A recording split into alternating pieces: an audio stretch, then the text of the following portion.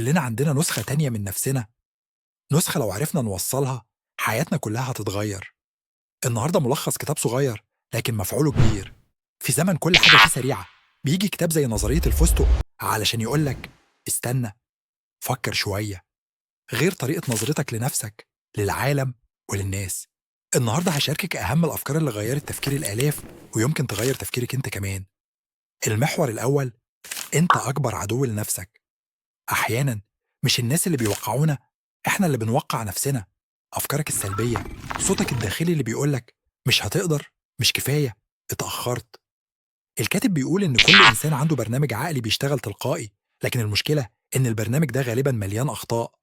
أفكارك القديمة، تربيتك، خوفك، تجاربك السابقة، كلها بتتحكم في ردود فعلك وممكن تدمرك وإنت مش واخد بالك. مثال بسيط: لو حد انتقدك، عقلك ممكن يقنعك إنك فاشل، بينما في الحقيقة هي فرصة للتطور للأحسن. المحور التاني: وضوح هدفك نجاحك. واحدة من أهم رسائل الكتاب إنك مش هتوصل لحاجة من غير ما تكون عارف رايح فين. الكاتب بيقولك حدد هدفك، اكتبه واشتغل عليه يومية، ولو بخطوة صغيرة، لأن الناس اللي مش محددة أهدافها غالبا شغالة على تحقيق أهداف ناس تانية. الفرق بين شخص بيصحى عنده دافع وشخص بيصحى تايه هو وجود هدف. النجاح لا يأتي من الفراغ، بل من الإصرار والعمل الذكي والتخطيط الجيد. المحور الثالث: غير تفكيرك يتغير مصيرك. فيها أفكار راسخة جوانا بتخلينا نحكم غلط، زي إننا نصدق أول معلومة نسمعها أو نقارن نفسنا بالناس ونحس إنهم دايما أحسن.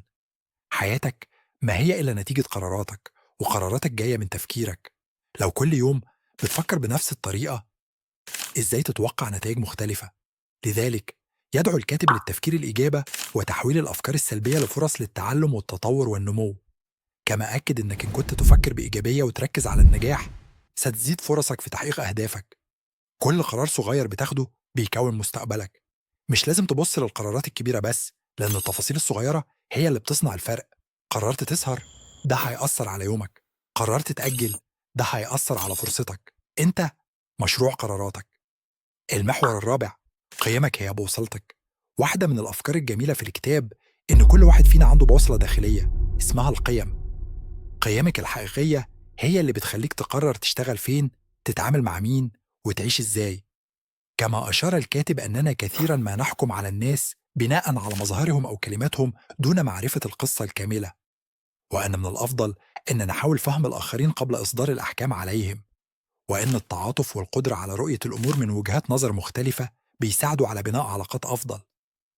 المحور الخامس: روتينك هو أنت. هل بتبدأ يومك بتركيز، ولا أول حاجة بتعملها تمسك الموبايل؟ الكاتب بيقول روتينك مش تفصيلة بسيطة، ده انعكاس لهويتك. كمان وضح أهمية العادات اليومية حتى الصغيرة منها في تشكيل شخصيتك ومستقبلك. مثال: شخص يقرأ 10 صفحات يوميا أكيد هيكسب معرفة هائلة بعد عام. شخص يمارس الرياضة يوميا صحته هتبقى أحسن ولياقته. العبرة هنا لا تقلل من قوة العادات الصغيرة، فهي تصنع الفارق على المدى الطويل. المحور 6: أخطائك مش نهاية العالم، الفشل مش نهاية. الكاتب بيشوفه كخطوة طبيعية لأي إنسان بيتطور. الغلط مش اللي يكسرك، هو اللي يبنيك لو عرفت تقراه صح. الكاتب بيأكد إن كل الناس بتغلط، وإنك لو فضلت تأنب نفسك على الغلط مش هتتقدم خطوة. اعترف، اتعلم، وابدأ من جديد. المحور السابع: لا تعش حياة غيرك. كم مرة عملت حاجة علشان الناس ما يزعلوش؟ كم مرة اتنازلت عن شغفك علشان انت لازم تمشي زي الناس؟ الكاتب بيقولك ببساطة: خلي حياتك شبهك مش شبه توقعاتهم. كتير مننا بيعيش على مزاج المجتمع، أهلنا، توقعات الناس، لكن الحقيقة عمرك مش مالكهم، ولو فضلت تعيش حياتهم هتخسر حياتك. الختمة: نظرية الفستق مش بس كتاب، ده مرآة بتخليك تبص جواك وتشوف انت مين ورايح فين.